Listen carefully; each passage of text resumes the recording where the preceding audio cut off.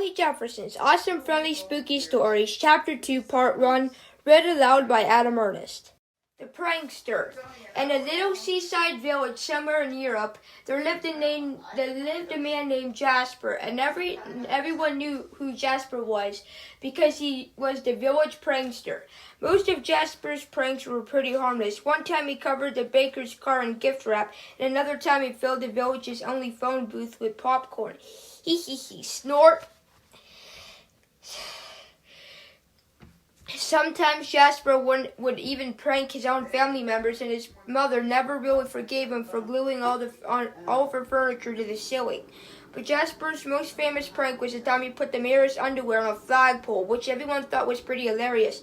Well, everyone except the mayor. That was the thing about Jasper's pranks. Most people thought they were pretty hilarious until they're the one that's being pranked. Anyway, one morning, Jasper woke up trying to find out who he was going to prank next. He couldn't decide if he wanted to toilet paper his next-door neighbor's house, or he placed a baker's cream-filled donuts with toothpaste. The toilet paper thing felt like a lot of work, and had been a while since Jasper pranked Joris, the baker, so Jasper decided he was going to go with the donut thing for today. Jasper got out of bed and brushed his hair. Then he headed up to the hill to the bakery, and on the way there he passed a few people he knew. He waved to Marion, the dressmaker, and Make the chessmonger, but neither one waved back. But he figured they were just scared of him for covering their shop windows in mustard the week before. Things got stranger when Jasper walked into the bakery. His friend Dieter, the shoemaker, was walking out, and when Jasper said hello, Dieter ignored him. And a few seconds later, when Marta the librarian walked in to buy her daily baguette, she walked past Jasper like she didn't even see him. When Marta went to the counter to buy her bread, Joris was distracted, and then that's when Jasper made his move and pulled the tube of toothpaste out of his pocket and grabbed the glass lid off the donut platter.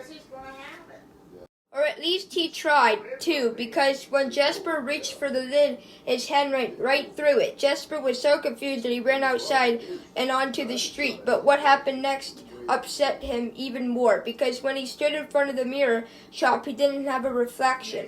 Jasper realized that no one could see or hear him, and when he made a complete fool out of himself, nobody noticed. Even when Jasper barged into one of the Mommy and Me class at the yoga studio, everyone just kept doing their thing like he didn't even exist. Jasper tried talking himself into thinking this was a good thing, because if no one could see him, he could pull off some really epic pranks.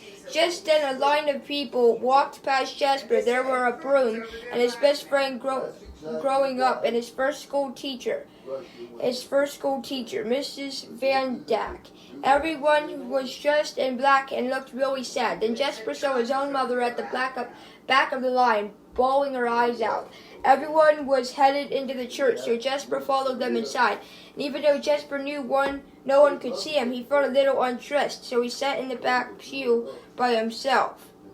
It didn't take too long for Jasper to figure out that he was at a funeral, but he was still pretty shocked when he realized who the funeral was for. The preacher said the guy who died was the toilet papering someone's front yard when he got struck by lightning, and you probably already figured out that person was Jasper.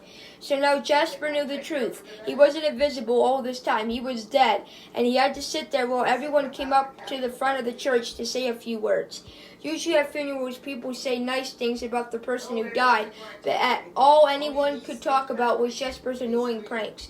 For the first time ever, Jasper could see that sometimes he took his pranks too far, and he wished he could live his whole life over again and become a fisherman or a librarian, or just about anything other than the village prankster.